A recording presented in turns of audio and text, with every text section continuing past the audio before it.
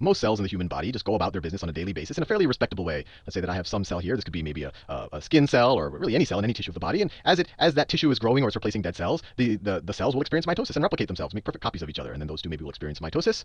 And then if they realize that, gee, it's getting a little crowded, there are other cells in my neighborhood.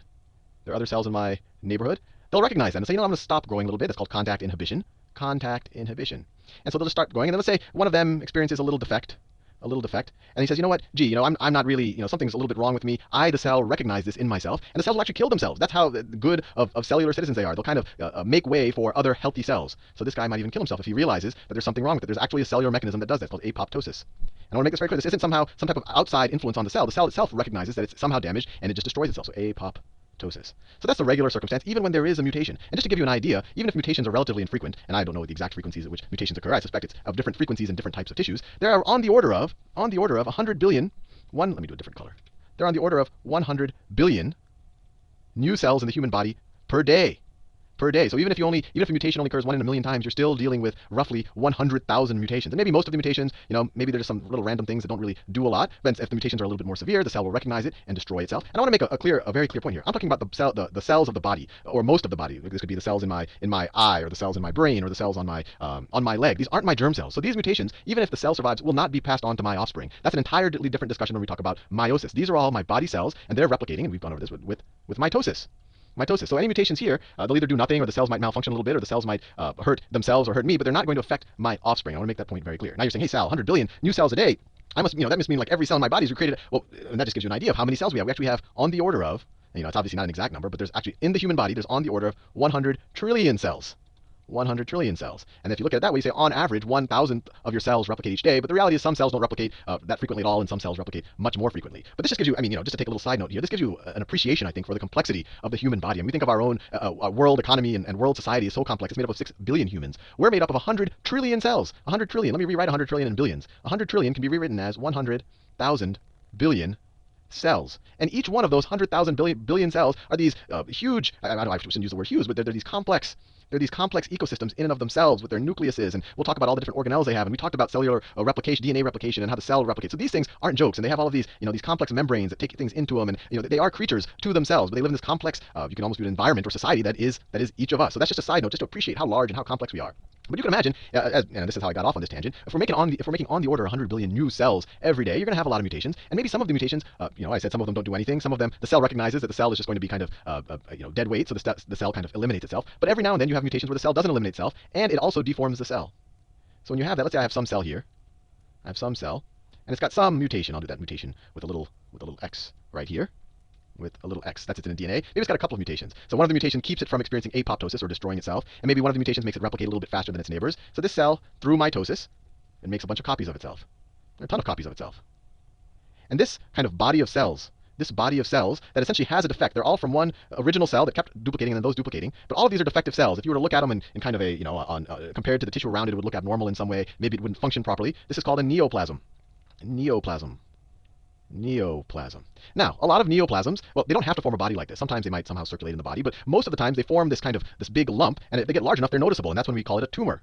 So if this is actually a lump of kind of differentiated of tissue that's definitely abnormal, that's what you call a tumor. So the term neoplasm and tumor are often used interchangeably. Tumor is the word we use more in our everyday vocabulary. Now, if this lump just kind of grows to a certain size, but it doesn't, it's just there, doesn't really do anything dangerous. It's not replicating out of control. I guess it's not replicating a lot faster than its neighboring cells, and it's just hanging out, maybe growing a little bit, but not in any significant way harming our environment.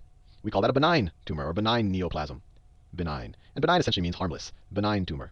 That means if it's, that's good. You want to hear that. If you got a lump, God forbid you have a lump either way, but if you do, if it's a benign tumor, that means, that lump, it can kind of stick around, no damage done. But if these DNA mutations, maybe some of these it is benign, but maybe one of the benign ones has another mutation in it that starts making it grow like crazy. And not only does it grow like crazy, but it becomes invasive. And invasive means that it doesn't care what's going on around it. It just wants to infiltrate everything. So let's say that guy grows like crazy, and he starts, let me do a different color, and he starts infiltrating other tissue. So he's invasive. So super growth. He's invasive, so he doesn't care what's going on. He's all of a sudden turned into some type of a cellular psychopath. And even worse, his descendants, it's not just one cell anymore. He just keeps duplicating and passing on this kind of a broken genetic information that makes it want to replicate. And then maybe even more, there could be more and more things that break down in its, I guess, offspring or the DNA that comes from its replications. And actually, that's a good likelihood because the same parts of its DNA that broke down, some of the DNA that broke down in this guy, some of the mutations might have actually hurt the DNA replication scheme, so that mutations become more frequent. So more frequent mutations. More frequent. So as these replicate, more and more mutations appear, and then maybe eventually one of the mutations appears that allows these cells to break off and then travel to other parts of the body. And then those parts of the body start to take over and start taking over all of the cells. And this process is called, the cell has, this is one of the hardest words for me to say, something wrong with my brain, but the cell has metastasized. Metastasized. You might have heard the word metastasis, and that's just the notion of these run amok cells all of a sudden being able to travel to different parts of the body. And I think you guys know what we call these cells that aren't respecting their cellular neighborhood. They're growing like crazy. They don't experience that contact inhibition. They're invasive. They start crowding out other cells and hogging up the resources, and they keep mutating really fast because they have all these genetic abnormalities, and eventually they might even break away and start infiltrating other parts of the body. These are cancers or cancer cells.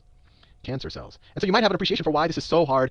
Cancer is such a hard disease to quote unquote cure, because it really isn't just one disease. It's not like one type of bacteria or one type of virus that you can pinpoint and say, let's attack this. Cancer is a whole class of mutations where the cells start exhibiting this fast invasive growth and this metastasis. So, you might look at one type of cancer and be able to say, hey, let's target, the mutation where the cells look like this, and you're able to knock out some of them. Let me do this in this color. So maybe you're able to knock out that guy.